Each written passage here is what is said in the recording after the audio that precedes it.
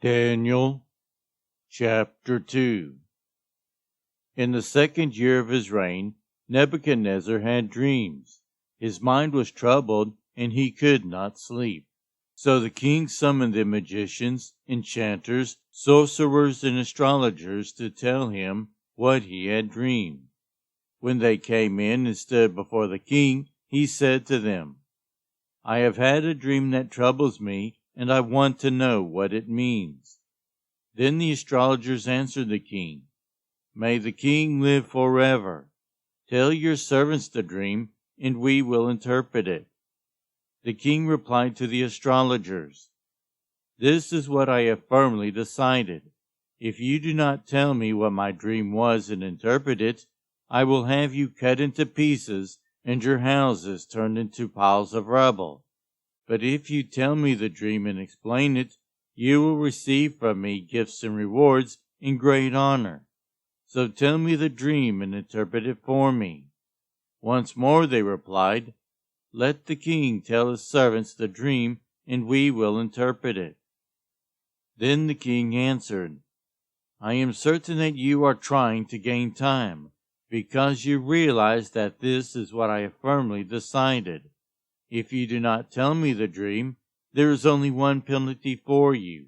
You have conspired to tell me misleading and wicked things, hoping the situation will change. So then, tell me the dream, and I will know that you can interpret it for me." The astrologers answered the king, "There is no one on earth who can do what the king asked. No king, however great and mighty, has ever asked such a thing of any magician or enchanter or astrologer. What the king asks is too difficult. No one can reveal it to the king except the gods, and they do not live among humans." This made the king so angry and furious that he ordered the execution of all the wise men of Babylon. So the decree was issued to put the wise men to death, and men were sent to look for Daniel and his friends to put them to death. When Arioch, the commander of the king's guard, had gone out to put to death the wise men of Babylon, Daniel spoke to him with wisdom and tact. He asked the king's officer, "Why did the king issue such a harsh decree?" Arioch then explained the matter to Daniel.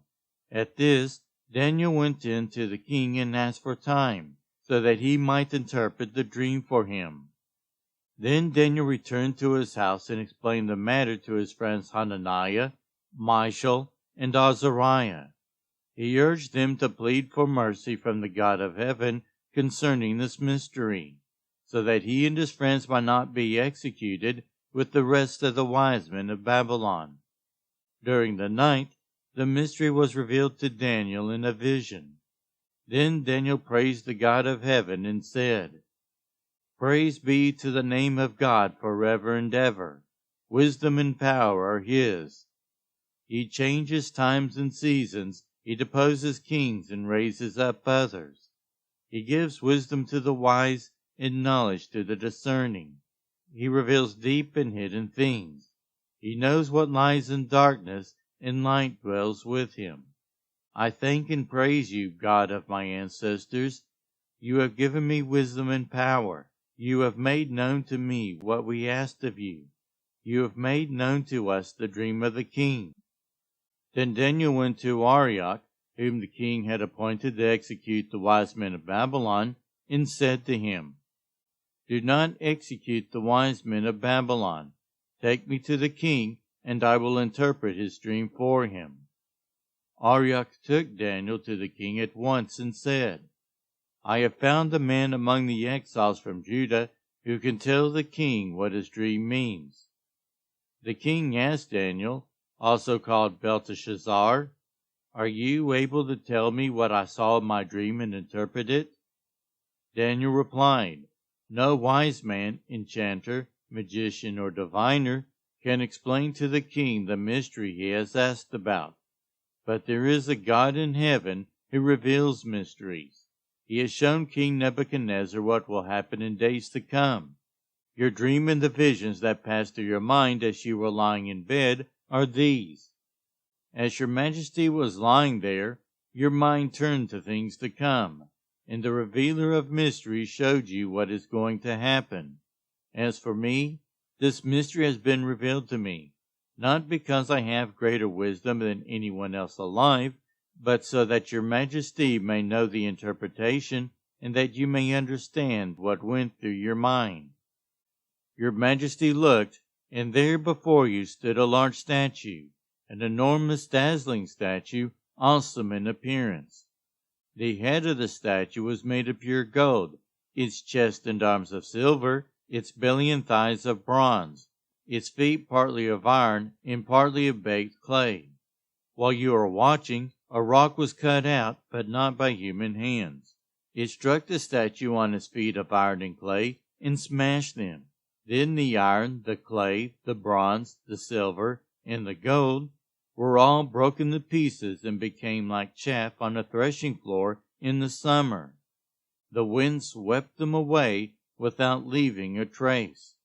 But the rock that struck the statue became a huge mountain and filled the whole earth. This was the dream, and now we will interpret it to the king.